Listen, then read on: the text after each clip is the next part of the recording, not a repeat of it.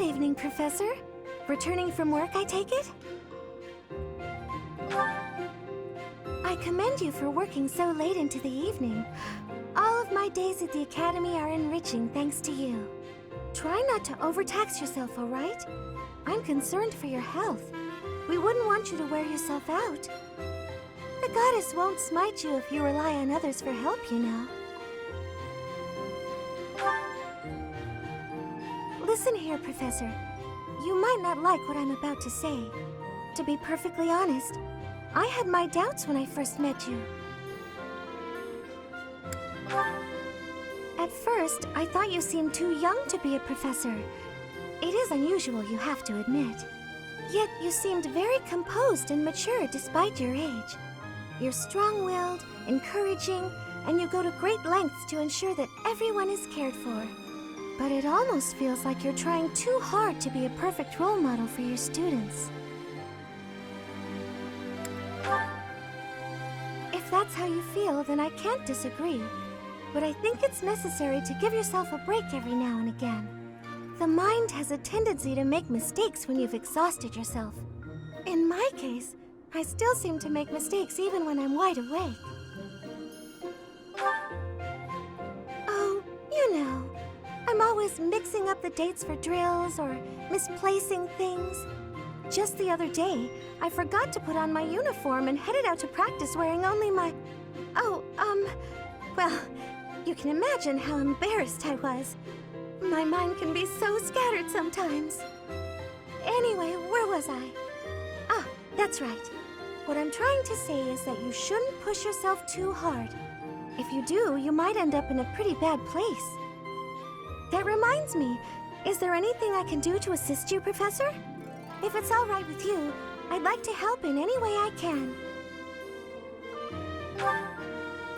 Whatever you need, just say the word. I look forward to helping you out.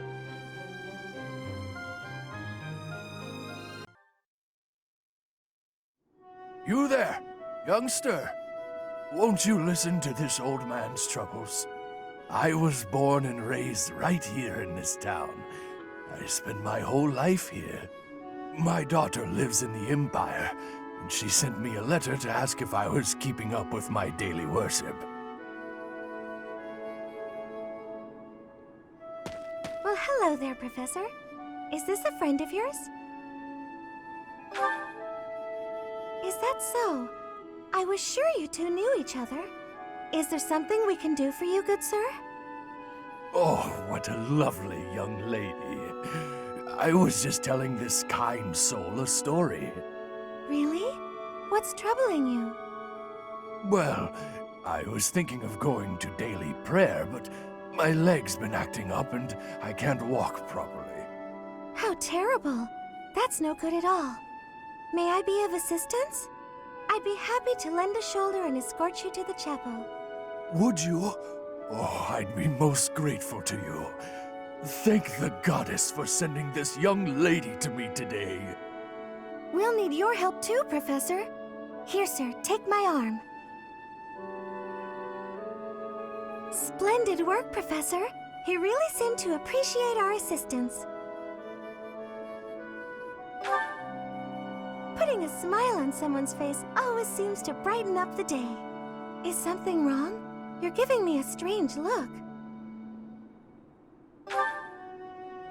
Oh, how should I put this? I suppose it's just second nature to me. It's difficult to describe, but I can usually tell when someone is worried about something. Back there, I could tell that both you and the old man were in distress. I spent a good amount of my life living in the church. Maybe that's why I'm so good at identifying these things? Did I not mention that before? I spent nearly 10 years of my life in the Church of Fargus. Many came to us with their troubles. In my own time of need, I once ran to the church myself, and they helped me. May I share something with you, Professor? It's about a dream of mine. I'd like to work in the church one day, I want to be like the priest who helped me. Never mind. It's not a very realistic dream. Please forget I said anything. If I were someone else, perhaps a commoner without a crest or stature, maybe things would be different. It's a bit sad, but this is the way things have to be. After all, only the goddess can decide our fates.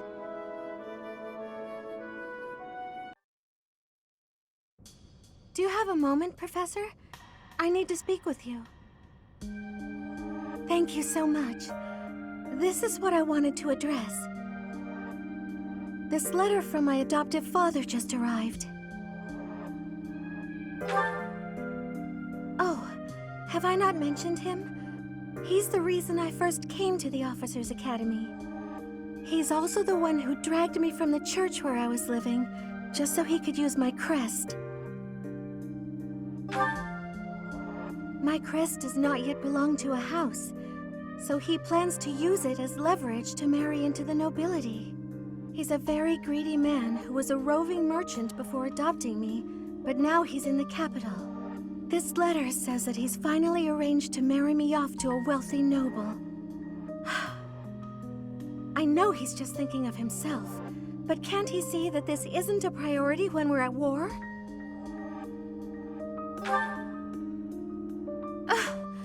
I don't know what to do about this proposal. I can't see any way around it, so I fear that I must.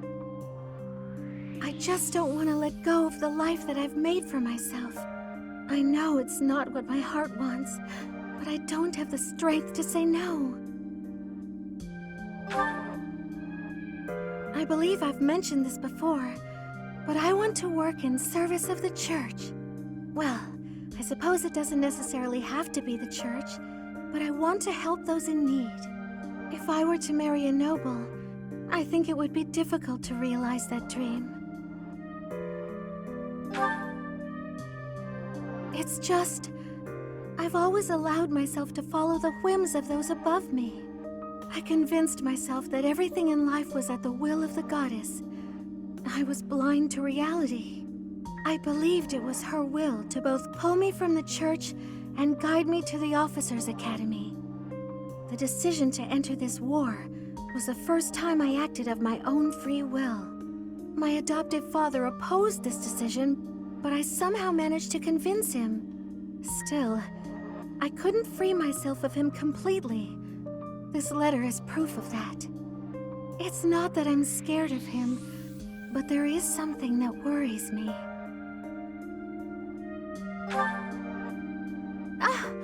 I knew you'd understand, Professor.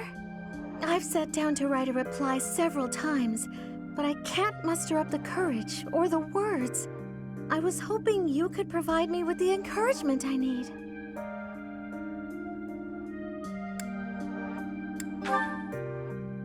If I don't, he'll go ahead with the arrangement. I suppose I must aim toward cutting him out of my life completely. Okay.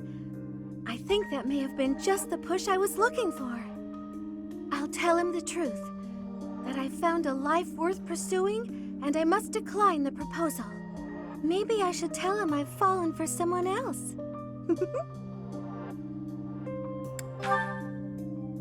Why, it's you, Professor. Isn't that obvious?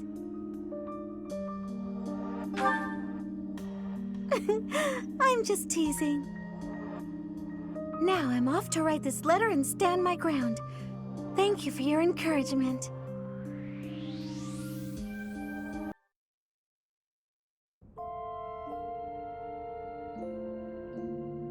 There you are. I apologize for the short notice, but I'm so glad you could make it. I'm sure you're very busy being the hero of Fodlan and all. What a relief. I have to ask you something, but I'd hate to inconvenience you. Do you mind hearing me out? Ah, great. Here it is. I'm going to Ferdia to meet with my adoptive father, and I'd like you to accompany me. I feel the need to set things straight with him, in my own way. I've already decided exactly what I'm going to say. I'm choosing to live my life how I want, in pursuit of my own happiness. I need you to accept that. I'm in charge of my own destiny, not you, not anyone else, just me. I've waited so long to say all that. That's a very good question. Where do I start? Remember when I teased that I'd fallen for you? The truth is, that wasn't entirely in jest. I fell for you some time ago. In fact, I'd very much like to spend my life with you. Of course, that's only if you'll have me.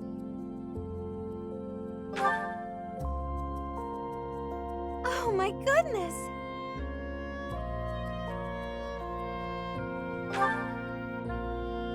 Yes, let's!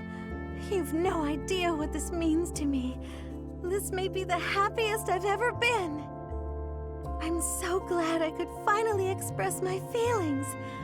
Now we can live the rest of our lives together. To think, I was able to choose this path of my own volition, and now I get to walk it with you. Should one person be allowed this much happiness? But still, you're only given one life. Are you sure you want to spend it with me? I may be quite demanding at times, as I intend on pursuing my dreams. I want to help those in need, wherever they may be, and I won't give up on that. I thought that's what you might say. Perhaps that's why I fell for you. It's just the way you are. All right, let's be off. It's no short journey to Ferdiad. Oh, something to note. You should know that I can be quite scatterbrained and clumsy, but I will do everything in my power to help and support you too, whatever you may need. What a wonderful life we will lead together.